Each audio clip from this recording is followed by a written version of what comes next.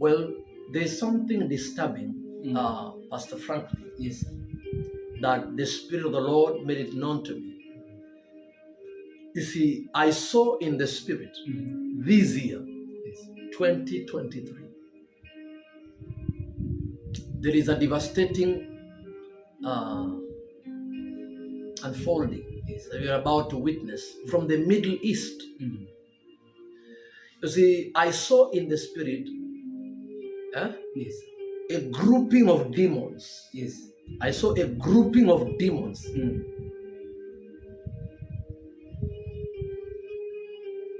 And this grouping, they were grouping up. There was some sort of a regrouping of demons, fallen beings, grouping up over the Middle East.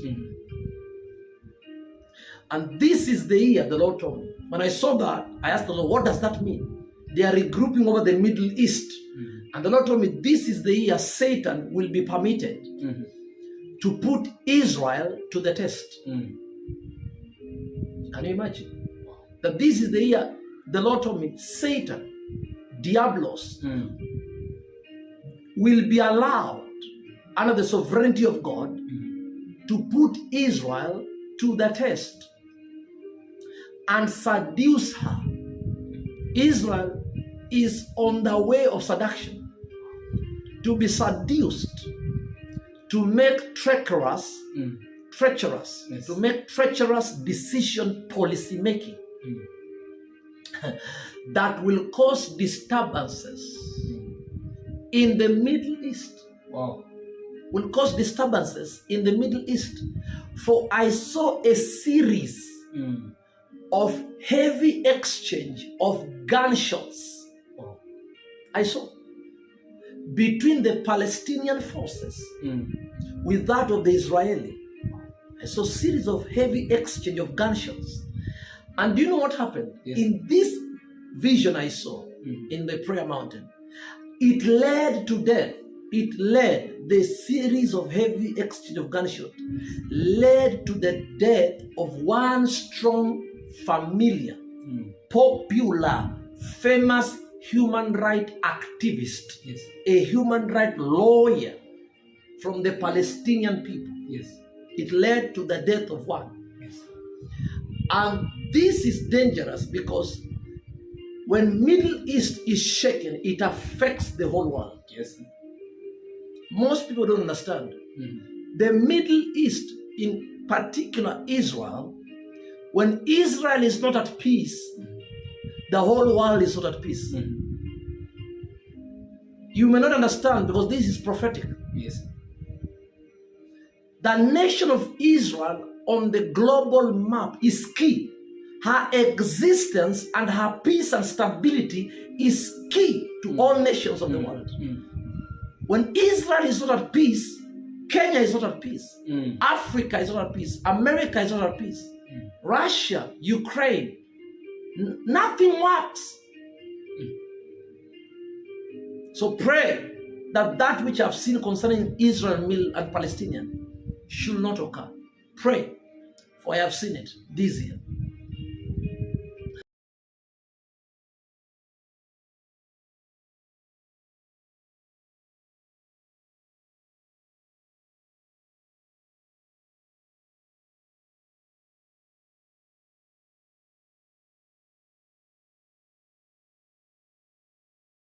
More than 700 Israelis are now feared dead after unprecedented attacks by Hamas militants.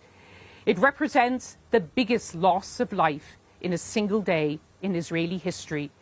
Hamas, which is designated as a terrorist organization by many Western governments, including the United Kingdom, is still holding out in parts of southern Israel where they're coming under attack by Israeli forces. And Israeli warplanes are now bombing the Gaza Strip, where more than 400 Palestinians are said to have been killed and more than 2,000 injured. And worry is also deepening over the shocking hostage-taking of more than 100 Israelis who are now said to have been taken to Gaza. Our first report tonight is from our defense correspondent, Jonathan Beale, who brings us all the latest. And I should warn you that in his report there are images that you may find distressing. Israeli troops are still hunting down armed Palestinians. More than 30 hours after their biggest and bloodiest breakout from Gaza into Israel itself.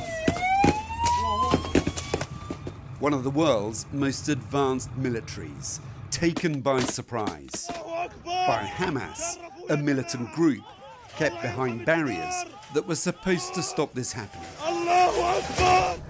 Their attack as brutal as it was brazen. Hundreds killed. For Israel, that's included scores of unarmed civilians as well as soldiers. Already the largest loss of life in decades. Here, the bodies of an Israeli family shot dead, waiting to be identified and buried. Hamas has taken dozens of hostages too, like this 85-year-old grandmother, Yafa Adar, whisked away by militants in a golf cart. Families too, among them Yoni's wife and their 5- and 2-year-old daughters. He's left anxiously waiting for news. Hello. And pleading for their safe return. I want to ask of Hamas, don't hurt them. Don't hurt little children, don't hurt women. If you want me instead, I'm willing to come. Israel's Prime Minister, meeting security chiefs this morning, has warned his nation of a long and difficult war ahead. Both sides have already suffered significant losses. Hamas murdered hundreds of Israelis, men, women and children, and took dozens hostage into Gaza. This horrific terror act demands a forceful, determined and sustained response. Israel's response has been swift and harsh, despite the massive intelligence failure. Its missiles filmed by our BBC team in Gaza. Jets have been hitting what they say are Hamas positions, but many civilians have also been killed in this densely populated Palestinian enclave, blockaded and nowhere else to flee. Tonight, this is as close as we can get to Gaza itself, about 5 kilometres in that direction. There is a lot of military activity, jets overhead. Israel has told its citizens living nearby to leave. It's not clear whether that could signal a land incursion by Israel into Gaza itself. But inevitably, this will end up being more bloody still. There's also the risk of escalation. Hezbollah has been firing rockets into Israel from neighbouring Lebanon. They say a show of solidarity with Palestinians. This region has long been a tinderbox. And once again, the flames are being fanned. Jonathan Beale, BBC News, Southern Israel. And tonight, Israel's Search and Rescue Committee has confirmed that more than 250 bodies have been recovered from the site of a music festival, which had been taking place close to the border of the Gaza Strip on Saturday. These images on social media show people fleeing from the Nova Festival. It was held near the small settlement of Raim. It's a kibbutz near the border with Gaza. Caroline Hawley reports. Moments before, at a festival that brought together young people from across Israel, a carefree crowd. They have no idea of the horror about to erupt. Images posted on social media show people running for their lives. Witnesses say that after rockets were fired, Palestinian gunmen began attacking from several directions. "Don't kill me," she pleads, as Noah Agamani and her boyfriend Avi Natan are both taken captive. Both are still missing, thought to have been taken into Gaza. Today, Noah's father spoke through his anguish to Israeli media. I asked to see the video, and then I saw that it was definitely her. She was so scared, so frightened. I always protected her, and at this very moment I couldn't. Noah is 25, with a passion for travel. She'd been messaging a friend just before she was kidnapped, and then the live location ended. It's just us waiting and hoping, really hoping and praying that everything is good, that she will come back home safely, her and her boyfriend and everyone that is in captivity now. Also taken from the festival, Shani Luke, a tattoo artist from Germany, pictured here on holiday in Mexico. Her family recognised her in video of Palestinian gunmen celebrating her capture on a pickup truck. The images of Shani herself are too upsetting to show. We were sent a video in which I could clearly see our daughter unconscious with the Palestinians and them driving around the Gaza Strip. I ask you to send us any help or news. Jake Marlowe's family and friends are also desperate for news. He's a 26-year-old British man who was working at the festival.